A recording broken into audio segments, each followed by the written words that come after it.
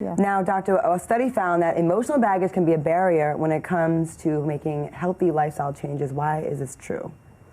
So it's a barrier because when you're making healthy lifestyle changes, you're actually being really conscious of it. But when you're in emotional baggage, when you're having trauma, when you're having stresses, you're actually not really thinking about the solution. You're typically in the middle of the problem, and it's hard to get perspective. So a lot of times, if you don't have a chance to get perspective, if you don't take a chance to get perspective, you're just gonna keep moving on and perpetuate what's been happening. Right? Now, Bianca and Abrina, when it comes to love, what's preventing you from building new relationships? I think for me, I'm afraid of like making the wrong choice again, because I find myself like I've dated people I've really cared about, and I'm like, this is over, it's done, I'm gonna move forward and on. But there was a situation that happened to me fairly recently that really made me afraid of like making a choice. I'm like, okay, you seem great when I first meet you, but then, who is this person that I met after? So I think that's where I am. Because you were burnt that time, you just don't want to go for it again? Yeah, I took a year off, like a solid year off. So I have not dated in over a year. Nobody? Wow. No one. Mm-mm. Well, let's just, I was going to get into that later, but we might as well just get into it right now if you don't mind. Yeah. So something traumatic happened to you in 2018. What happened?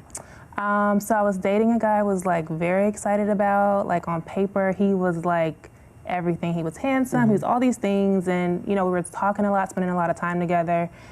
And he just didn't understand what consent was, and he assaulted me. And I'm not going to give him that. Like, what consent is. When somebody does or does not want to do something. And for him, it was like, well, you're here with me. Like, he said this to me, like, I didn't know that there were rules. Like, for him, it was like, well, you're here, so you're here for my consumption. Were you intimate with him before? I was. So, but then this particular time you said no, and then he kept pushing it, and so he raped you. Do you not want to say the word? It's hard for me to say that just because I've never said it out loud, and so that is like I haven't gone to that place yet. I'm sorry. I don't want to make you upset, but I do want you to know that it's very common. Yeah.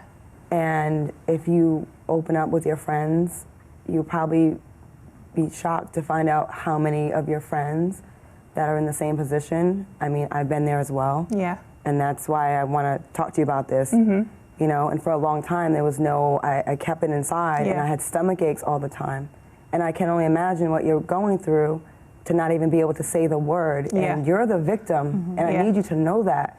You're the victim, not him, and you're still protecting him in a way, right? And I know that's also something that goes along with it as well, right? Because like when you say it, it's now real, right? Yeah. And when you kind of make it sound pretty, like I didn't give consent. No, he's a rapist, and what he did was wrong, and you're not at fault. And I need you to know that. Yeah. Honestly. It's like to hear you say it is like kind of a lot. And what's interesting is like when I told my friends what happened, a few people were supportive, but it was wild to have women tell me, well, you shouldn't have been there if you hadn't done this, like, you wouldn't have been in this situation. And I had a friend of mine, she was like, listen, you can continue to be friends with these people if you want, but I couldn't because every time I spoke to them, I was triggered. Like, I associated them with the negative experience. So I kind of had to let those friendships go. So they weren't really your real friends because... Guess not, yeah. Because like what reason do they have to take the opposing side? Right. Right? Like you're telling them your experience. It is what it is. Yeah. It's not debatable. It's not for you to tell me what I shouldn't have done. No, he should have done what he did to me. Right. Right? So the other thing that got me was like, well, I was there. So I was blaming myself. I'm like, well, I was there. I did say yes once. And so I actually ended up reaching out to Rain. And so, because I was like, well, I don't know who I can talk to about it. So they offer like an opportunity for you to you can just write in anonymously and through a chat. And that was like very helpful for me because they validated the fact that you consented to that experience, but you didn't consent the additional times, because there was more than one time, that he decided to do what he did. I would imagine that's probably really frustrating, right? Because, and probably carries a lot of guilt because you were okay with it one time before or whatever, however many times. But there's men out here that have been convicted of raping their wives who have said yes many times, but on that particular time, if it's not yes, it's not yes. Right. And that's the challenge with rape and sexual assault altogether, and like pop culture and like the way that people see it, is because people think that it is, somebody captures you in the middle of the night and they put you in an alley and they're tying you down. Like there's a whole narrative around it where we use the word rape and it means this. So we don't hear rape and sexual assault in the cases of what a lot of people think is, rather it's date rape or sort of like, well, this was in the relationship, but that is a violation. Yeah. And I think it's so good that you are able to talk about it, because people need to hear somebody say, this is not acceptable. And that it hurts them. Because I think a lot of times people don't think it hurts people when they're just a little pushy, or they are, or they know that you're intoxicated, or whatever the scenarios are, or you're in a relationship. So, we can't call it rape because you're my girlfriend or you're my wife, or and we have to change that narrative, because people are confused and it makes people feel like they can't call it what it is. Doctor, do you think it's more layers to it because of the fact that it wasn't some guy that just jumps out of the bushes? I think that you're right about that. Like, people think rape is some creepy stranger that you don't know, but more often than not, it seems like it's someone that's you're on a date with. Absolutely. You're in his proximity, and the largest percentage of people who get sexually assaulted and experience rape and all the sort of gamuts of it, it was by somebody that they knew.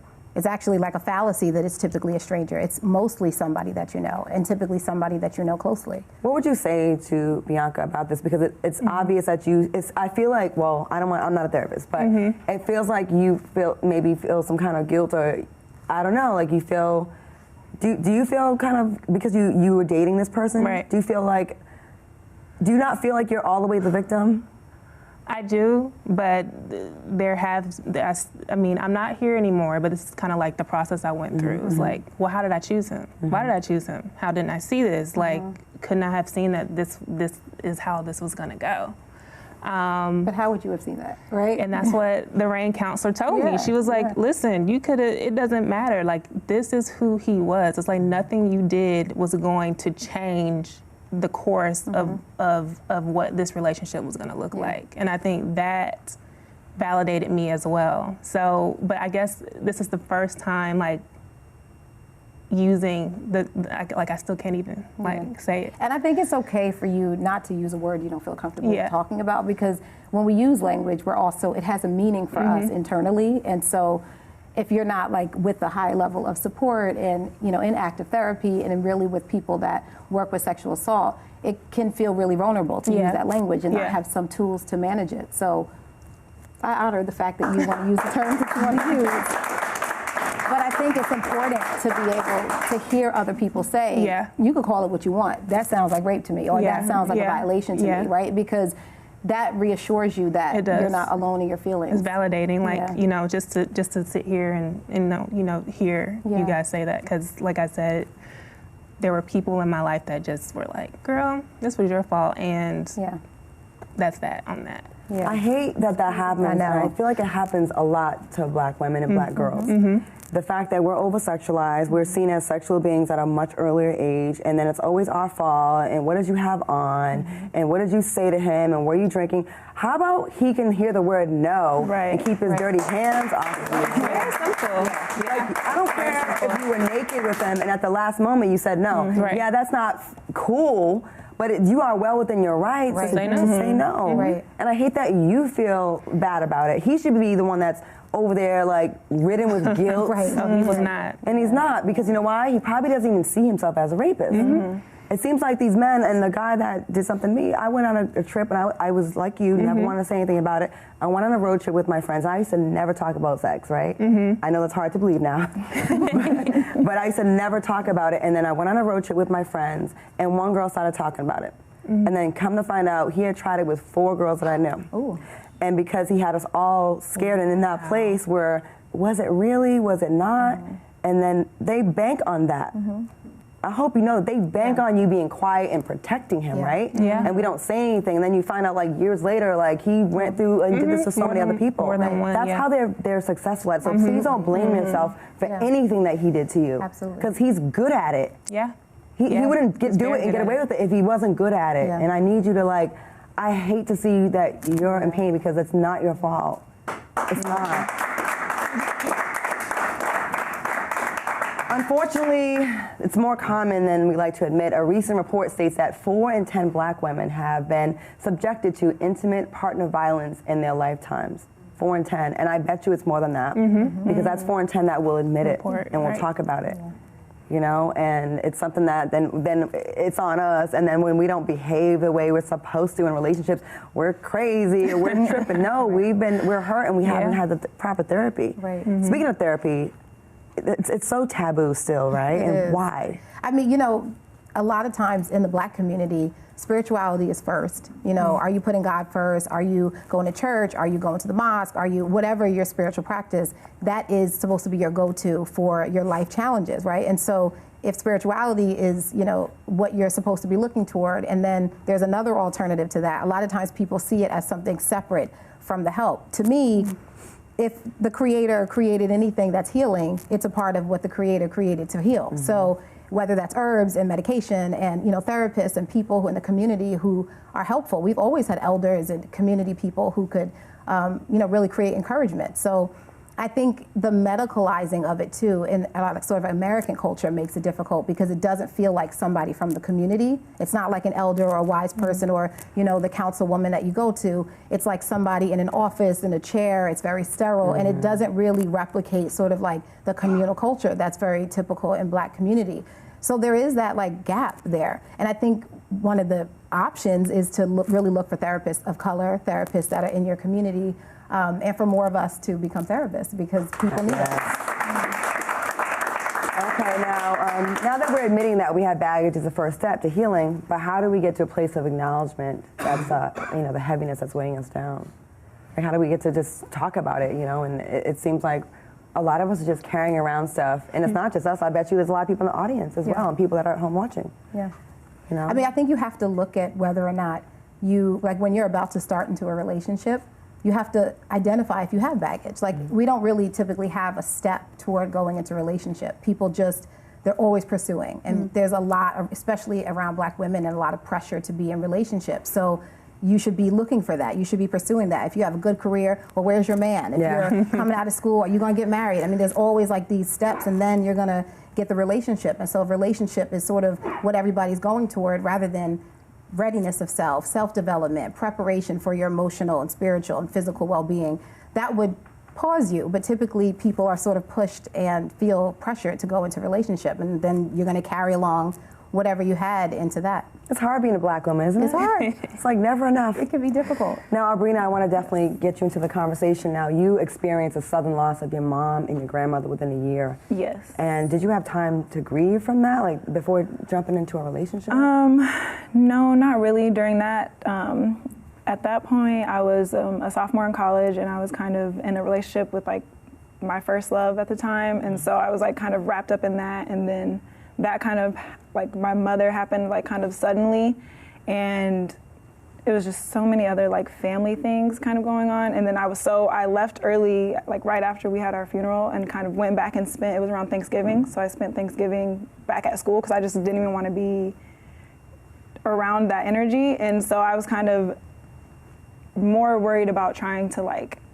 be with my boyfriend at the time and like kind of be up under him, because we were going through stuff, so I was like, I just wanted him to like give me the attention like I needed. Like, I just lost my mom, like, can you just be there for me? But he was like doing his dirt on the side and wasn't really, was he was like not good at being there for you? No, like there was so many times like I was going through my phase of like I would like blow his phone up and like try to talk to him, and he just thought it was like a game and would be like ignoring me. And he ignored you when your mom passed away? Yeah, he was like trying to talk to another girl at a time, so he's kind of like, leave us alone, like we're trying to have our relationship. And it was like probably like a week after. Yeah. Wait, he was still your boyfriend? we were like working on things. We were supposed to be working on things, but then he like popped up with a new girl. But he's in, okay, let me just get this straight. So he's in your life. Yes. Your mom passes away, and I'm so sorry to hear that. Thank you. And while you're grieving and you need him to lean on him, your man, he's over here worried about the next. Yeah. Yep. And you didn't want to kill him? Whew, listen, I wanted to do a lot of things, but so then I mean, I can only do so much, you know, like when someone's ignoring you and stuff like that. It's like you can only pop up at his room so many times, you know. So. And you shouldn't have to. He should be popping up at your room like, to see if you're okay. Right, but that's not, you know. But so I really kind of just kind of took that time just by myself, really, back at school. So your mom passed away first, and then your grandmother died? Yeah, well, it was like a year, like and a half, then my grandmother passed, and those two were like the most significant people in my life. They raised me. So yeah, after that, I kind of just. How did that feel back to back, losing the two most important people in your life? It was really rough. I think that kind of made me. I started like looking for like that emptiness in other people. Like, so I was trying to, like I got over that relationship. So then I was like trying to, now who can love me? Who can give me the comfort? Who can give me Did you rush in? Do you feel like you were like rushing in? For sure. There was a good probably like 3 years that I like constantly, like I just had somebody. Like I wasn't really by myself because I didn't want to be by myself.